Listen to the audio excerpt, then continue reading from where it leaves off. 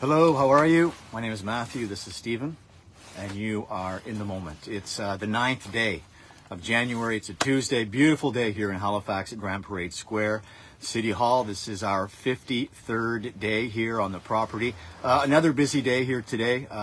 Jen and I, lots of sorting, getting lots of winter clothing out on the tables, put a brand new resident in a tent today, a gentleman by the name of Nicholas. Was staying down in the south end of the peninsula. He was actually down in Point Pleasant Park. He came here today and he is now in a comfortable red tent with a sleeping bag, warmth. So welcome, Nicholas, to Grand Parade Square. I just want to recap some of the things that have happened here since our last live stream, which was Thursday of last week. We had a great visit from Paul Brothers. Global morning news anchor. We spent some time with him last week. I don't want to get the networks mixed up. He came here with 60 pair of socks, and he did that on Friday, just before Stephen left. But there were donations through three organizations: Global, Snooky Socks, and Aerobics First. Paul came down, and he was probably here half hour, 45 minutes. Yeah, he was here for a while. We gave him the tour inside the van, what happens here. He spent some time at the fire talking with some of the residents here, and quite an eye-opening experience for Paul. So thank you, Paul, for coming down, and thank you to the media who continues to keep this story on the front burner. We had a beautiful day here on the weekend. Saturday, there were a couple of groups that came in that I want to talk about right now. There was a husband and wife. They came into Parade Square. They set up like an impromptu barbecue. There was a lineup. They fed everyone that was here on Saturday. And speaking with one of, the husband who was here, he had at one point been homeless in Toronto. I want to say probably 10 years being homeless in Toronto. And then he went out west. And within the first day of arriving in BC as a homeless individual, he witnessed his first body at a hostel. So we're going back a few years, but my point is most of the individuals that come here and give back at some point in their life have been unhoused or have been affected by a family member or a close friend who has been unhoused. And not long after the barbecue was all packed up and they were gone, there was a mother and son came down. This is a great story. We see so many different people come here, and everyone's got their own story. So we had Karen and Stephen came down. This was the 6th of January. And they want to do, and they have been doing, good deeds on the 6th of January because it is the birth date of one of the family members. So Karen and Stephen, Karen's daughter, took her own life because she was unhoused and was not able to cope with life. So she took her life in November 6 years ago. So on her birthday, Karen and her brother Stephen, they go out and do good deeds. And that was and they were here for a half hour, 45 minutes. Stephen had also been unhoused, had lived in his vehicle for 2 or 3 years, got his life turned around because he is now in a structure with 4 walls, with plumbing, with heat. So I can't stress enough. Housing first. These individuals, our people here at Grand Parade Square, and I've talked to a lot of them here today. We know, they know, that they cannot proceed with getting their life back together if they are not in their own private space. We're not talking about shelters. We're not talking about mini spaces. We're talking about their own space. And as long as I continue to draw breath, that is going to be my fight. I want to make sure as many unhoused Nova Scotians, as many unhoused Canadians, as many unhoused wherever you're from, Having shelter is a basic right, and we will continue that fight here. We're 53 days in. We'll see how the rest of the month plays out, but that was just my little, I like to do the human interest stories. I can't thank you enough. So many donations. The food train is remarkable.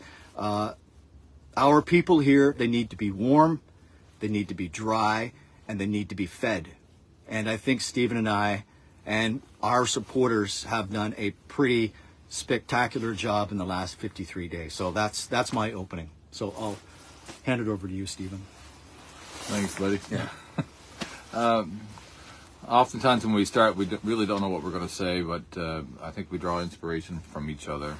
And the meal train, I just want to mention that we've been having challenges with meals, and I have to tell you, and you know who you are, the meal train is a vital part of this time of year, because literally, you know, like just tonight, some sandwiches and salad arrived, and there's no food here.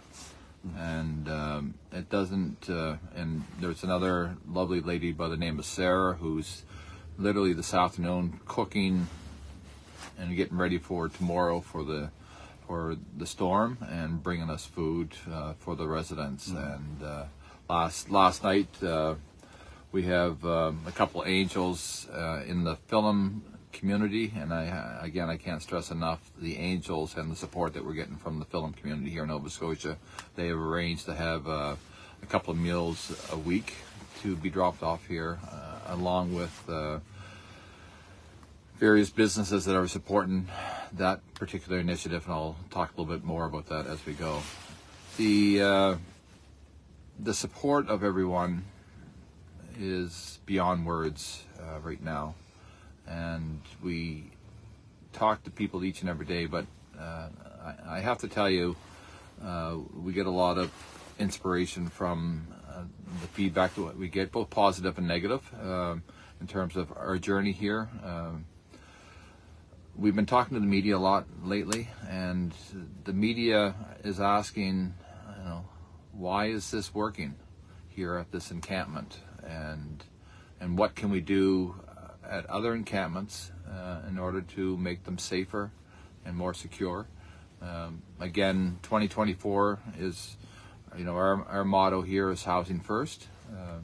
Having said that, we know that encampments are going to continue on, and we're literally getting emails and phone calls all across Canada in terms of how they can do things better. And you know, we're literally getting overwhelmed by the correspondence, and we're doing the best that we can to keep up with it. But I can tell you, the last week or so, especially with the cold, people are really, really, really deeply concerned. In fact, last night I was on As It Happens in CBC, and then I also had a chance to talk to CBC out in Edmonton. And Edmonton, you know, you talk about cold, you know, as I was waiting to be on the radio, they were talking about a frostbite warning.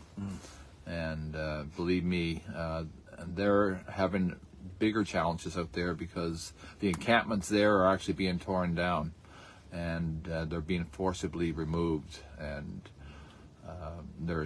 that's going to be a court case and then some. You know, again, in Nova Scotia, we went through that a couple of years ago, and Compassion here, and again, a shout out to the city of Halifax and Mayor Savage and their team. They've been working tirelessly behind the scenes to provide comfort as much as they can. Their hands are tied, but they're doing the best they can. But what I can tell you, our correspondence and our communication with the councillors of the city, the mayor, and also some MLAs are the communications happening. And then somebody asked a question about the teardowns possible again. I really, really don't think that's going to be the case. I think Nova Scotians learned a lot from that. We've also have a lot more volunteers that have come forth. We also have support among community members and Nova Scotians that there is a better way. So I guess the transition to that, there was an announcement yesterday that came out by the province, and the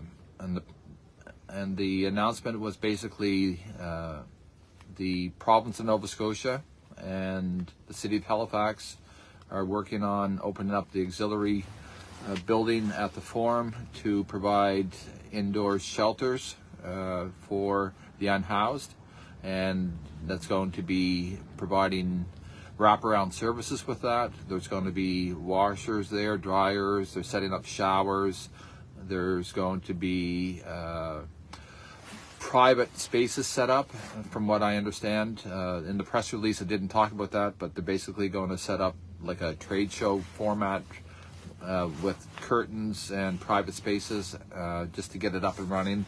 And through my conversations with the city of Halifax, they're going to work on making that a better private space. They're going to have the ability to lock up items. So it's about a $3 million initiative, and it's a big deal. I believe this is, well, it's an emergency shelter, and this time of year, at least, there's an opportunity for individuals to go inside and indoors. Having said that, in our conversations with a lot of the residents here at the encampment and other encampments, there is a sense of residents wanting to have their independence, and it's not necessarily the right solution. So there's going to be conversations that happen the next week or so. So the judgment's still out in terms of how it's going to work. There are some people who are unhoused who feel they do not want to go to shelters that are intense. What's your response to that? Well, just talking with a lot of the residents here, shelters are not a place they want to go to. Period. And those are their words, not mine. Yeah. So there's conversations that are happening. I guess the good news about all of this, and Matthew and I are all about positivity and moving forward. And if there's something to be corrected, correct it, figure out a solution to it. Mm-hmm. So from our perspective, I think it's a work in progress. I think that this is the first step for recognition that the unhoused is a major deal here. And from Matthew's and I perspective, we believe getting everyone inside is the number one priority. And we're going to continue to work with all levels of government to ensure the message is loud and clear. In addition to that, we have a lot of media attention lately, and we're going to continue to press forward with the concerns of Nova Scotians and getting our unhoused housed. Tomorrow we have an interview with CTV morning all across the country, doing a radio interview with New Brunswick, actually, CBC, Fredericton, St. John, and Moncton. They want to learn from us. They just had a fire. They're talking about safety, and there's not a minute that doesn't go by that safety isn't paramount on our minds as well. And so that's kind of a little update of what transpired and what's going on, literally hour by hour. So the weather is a big deal right now, and we have the month that we're going through right now, we're in the heat of the moment with the weather. I've been staying on site the last couple of days, and we'll continue. And Matthew's here putting long hours in. And there's been a real sense of community to get all of the necessary shelters ready for the rain, for the snow. Matthew's been shoveling. It's a big deal. Tomorrow we're very concerned because the winds are going to be in excess of 100 kilometers an hour. So again, Nova Scotians shouldn't be intense, and I can tell you that there's going to be a lot of havoc tomorrow. And not only Is the weather an issue? The coldness is a huge factor, and it's a major concern for all of us. The city did the emergency shelters there. 15 people showed up. That was 15 people that were warm for the night. So I'm anticipating that there's going to be some challenges the next 24 hours. We're on site. We're here 24/7 to ensure that there is safety here. We're ensuring that there's electricity. We're ensuring that people are warm, and we're going to continue to do that. So just just think of us, and if you have ideas in terms of how we can make all of this better, keep that coming, because we do get a lot of feedback.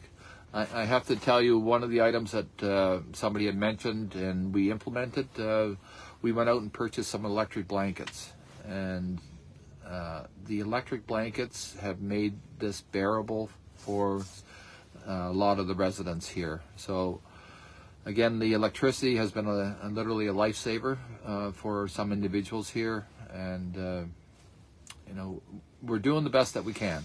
So is there anything else that you want to talk about, or I just conversations? This is more of an open forum tonight. I just, Matthew and I, we looked at each other before we started and said, what are we going to talk about? And we literally don't know. I like seeing these questions up here, by the way. I don't think we can, we can't settle for what has been provided as of yesterday with this announcement. We can't settle for that. I will not be satisfied until every single Nova Scotian that is unhoused is in their own private space. And again, we talk about housing first, which is happening in Finland. We just have to do our research. We have to get on the same page. This is not something that is going to go away. It's never going away. We need to manage it differently. That's why we're here. And again, if it wasn't for the amazing support from Nova Scotians and people across the country, this movement would have stalled out 53 days ago. So thank you for your unwavering support. This is an interesting broadcast tonight because people are asking questions, and I like that. There was one about the Future Inn in Dartmouth, and from what I read online just recently, that building's unsafe, and it would take a lot in order to get it turned over. Matthew and I's approach at this point is much the same way that they did with the hotel, the DoubleTree, across the bridge in Dartmouth. Let's find existing spaces that are ready to put somebody in tomorrow, whether it's apartments, whether it's hotel rooms, whether it's buying out a building that's ready to go. That's the solution for housing first. And we're going to continue to press all levels of government and show them the reasons why that should be the answer for at least a short-term fix, even if it's for the winter. That's the kind of innovative approaches that we have to take in order to make this more humane. And I hate using this example, but it drives it home, is that we wouldn't allow our pets outside in this type of weather, and we're continuing to allow individuals to be out in this weather. So, again, let's collectively work together.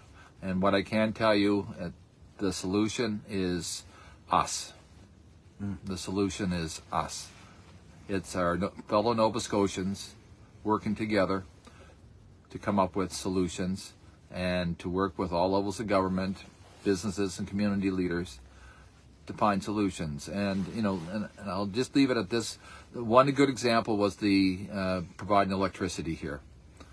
The electricity would not have happened without the input of what we were doing here, the generosity of WF White, Star Atlantic, and the government, i.e. the city, having an open mind of saying, yes, we can make that happen. So that's what it's going to take, as we move forward to provide housing for Nova Scotians. So thank you, everyone. We appreciate all your support. If we haven't answered your questions in emails and text, we got a lot going on, and we'll try as much as we can. But thank you for your support. Just one final thing. Just understand, Felicia, you're just doing amazing work too. Absolutely. Yeah. That's the other thing too. Our other volunteers that are helping us here, we can't do it without you. Thank you, thank you, thank you. The other encampments are struggling with volunteers. They need help. So if you have an hour, 2 hours, whatever it takes, do that. There's online, they help the homeless in Nova Scotia. They've made that website public now. So it's going to take our energy of Nova Scotians, open communication, positive vibes to push this across the finish line. So that's what we're hoping for 2024. Well, yeah, and I just want one final thing with the positive energy. We have to operate on this frequency up here. And if you're operating on a frequency, you can't see my hand anymore, then you're not going to be a part of this movement. We're here, and the people that are on this same frequency, they're already a part of this movement. So we know who you are. Thank you. And we thank you. Yeah, we thank you. Like I said, we would not be in this position if it wasn't for just the tremendous support and everyone doing their work behind the scenes. So, and I want to thank you, Stephen. I know you... It's a team effort, buddy. It is a team effort, but you know the work that you do behind the scenes with the media, it's absolutely incredible. I love you for that. So thank you. Well, we're learning a lot together. Absolutely. Okay. Anything else in closing? Nope. Okay. Let's do it. Thank you for the live views. That's Stephen. My name is 3, Matthew, 2, and you are caught 1. up in the moment. Thank you, everyone. Bye.